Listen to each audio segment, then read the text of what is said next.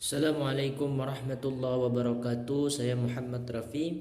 Saya mahasiswa Universitas Nahdlatul Ulama kelas 3B Manajemen. Saya akan menjawab pertanyaan soal UTS Aswaja, yang mana soal yang pertama yaitu apa yang Anda ketahui tentang istilah aswaja. Jadi yang saya ketahui tentang istilah aswaja secara bahasa, istilah Ahlus Sunnah wal Jamaah ini mempunyai 3 unsur kata. Yang pertama yaitu ahlun, yang berarti pemeluk, aliran atau pengikut atau mazhab. Mazhab adalah orang yang mengikuti ahlun. Ahlun itu adalah orang yang mengikuti jejak-jejak yang telah dilakukan oleh salafus soleh atau yang dilakukan oleh baginda Rasulullah. Itu yang pertama. Yang kedua yaitu adalah as-sunnah. As-sunnah yang artinya, yang secara istilah dapat berarti segala perkataan, perbuatan dan ketetapan baginda Rasulullah SAW, itu adalah as-sunnah. Atau istilah yang kedua tentang Ahlus Sunnah wal Jamaah yaitu adalah as-sunnah, yang mana yang artinya yaitu segala perkataan, perbuatan dan ketetapan baginda Rasulullah SAW, itu adalah as-sunnah. Yang ketiga yaitu serta. Yang ketiga adalah al-jamaah. Al-jamaah itu yang artinya sekumpulan orang yang memiliki tujuan. Makanya aswaja itu mempunyai 3 tujuan. Yang pertama yaitu ahlun, yang berarti pemeluk atau aliran. Yang kedua adalah as-sunnah, yang berarti segala perkataan atau perbuatan dan ketetapan baginda Rasulullah, itu adalah sunnah. Yang ketiga yaitu tentang al-jamaah, sekumpulan orang-orang yang mempunyai tujuan untuk kebaikannya. Di sini juga diterangkan yang mana dalam hadisnya baginda Rasulullah itu diterangkan yang artinya, ingatlah sungguhnya orang-orang sebelum kalian dari ahli kitab terpisah atas 72 agama, dan sungguhnya agama ini atau Islam akan terpisah atas 73 golongan, 72 golongan di neraka, yang satu golongan di surga. Golongan yang di surga itu adalah jamaah. Hadis riwayat Abu Daud. Imam Munzir menilai hadis ini hasan. Berarti hadis ini memang tidak sahih, akan tetapi ini adalah sebuah pegangan bagaimana kita itu untuk memeluk, melakukan, selalu berada di Ahlus Sunnah wal Jamaah. Yang nomor 2 yaitu tentang ciri-ciri Ahlus Sunnah wal Jamaah. Ahlus Sunnah wal Jamaah ini adalah Ahlus Sunnah itu selalu memelihara jamaahnya. Dipelihara itu maksudnya diperlakukan dengan baik, itu Ahlus Sunnah wal Jamaah. Golongan Ahlus Sunnah wal Jamaah ini yaitu bertugas untuk memelihara sebuah keutuhan umat Islam agar tetap dikatakan Islam rahmatan lil alamin. Yang kedua yaitu orang-orang Ahlus Sunnah wal Jamaah ini adalah bersikap tasamuh. Yang ketiga itu adalah bersikap tawasud. Yang keempat itu adalah bersikap tawazun atau tetap seimbang, tidak ada perbedaan antara siapapun. Itu adalah Ahlus Sunnah wal Jamaah. Yang keempat adalah Ahlus Sunnah itu selalu bersikap i'tidal. I'tidal itu tidak ada yang membedakan. Tawazun atau seimbang, Ahlus Sunnah wal Jamaah tidak pernah membeda-bedakan satu dengan yang lainnya. Yang nomor 3 yaitu jawabannya. Yang pertama, aswaja itu tidak pernah mengafirkan siapapun, kecuali memang orang yang mengakui bahwa ia telah keluar dari ajaran Islam, ajaran agama Islam, itu barulah memang jelas-jelas orang kafir.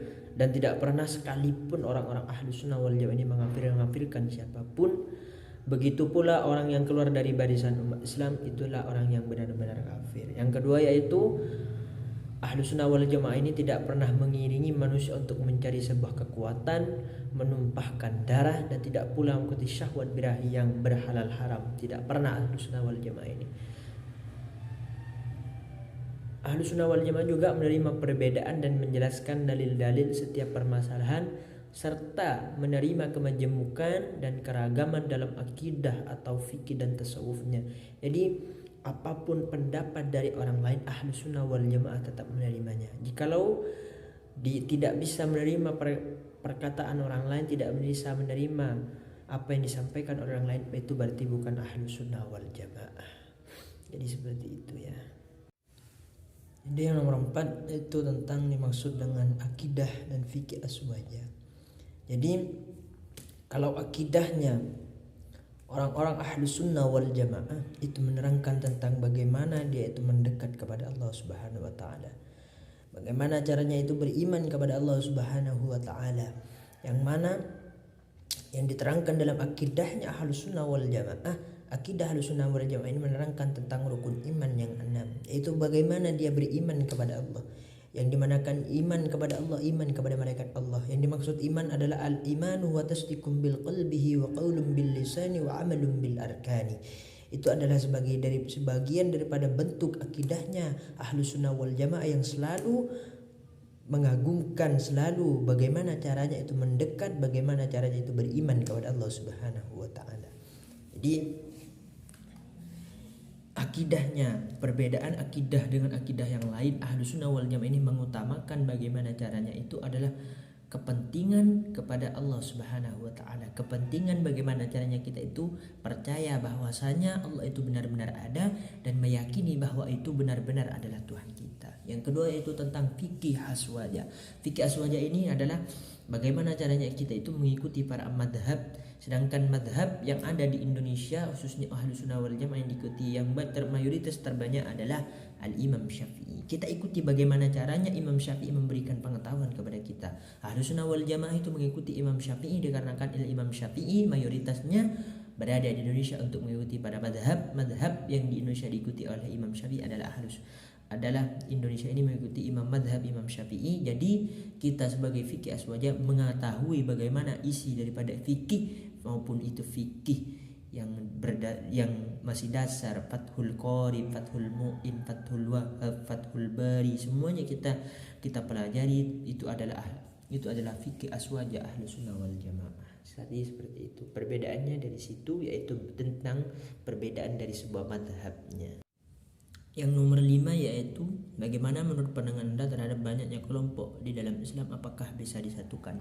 Tidak bisa disatukan. Kelompok-kelompok yang sudah berada di Islam zaman sekarang ini memang sudah diinas oleh baginda Rasulullah SAW bahwasanya bahwasanya Islam ini akan terbelah menjadi 73 golongan. Sedangkan golongan ini berbeda-beda. Yang masuk dalam surga yaitu adalah Ahlus Sunnah wal Jamaah. Yang selalu Ahlus Sunnah wal Jamaah. Jadi masalah golongan itu tidak bisa disatukan kembali dikarenakan banyaknya kelompok yang selalu menyalah-nyalahkan yang lain, yang tidak mau. Dan menurut pandangan saya itu karena tidak mau kelompok-kelompok itu bersatu dikarenakan dia mempunyai seakan-akan perbedaan pendapat dan juga dalil yang dia punya. Itulah yang akan menjadi salah satu susah untuk berkumpulnya, untuk bisa dijadikan satu dikarenakan apa? Perbedaan pendapat adalah salah satu rahmat. Itulah bagaimana untuk bisa kita menyatukan sedangkan dia berbeda pendapat. Bagaimana mau kita menyatukan sedangkan dia tidak mau dengan pendapat yang kita berikan kepada dia, sedangkan pendapat dia harus kita pahami terus, harus kita hargai, sedangkan dia tidak mau disatukan. Bagaimana? Itu tidak bisa disatukan. Itu pandangan saya. Jadi terima kasih. Allahul muwaffiq ila aqwamit thariq. Wassalamualaikum warahmatullahi taala wabarakatuh.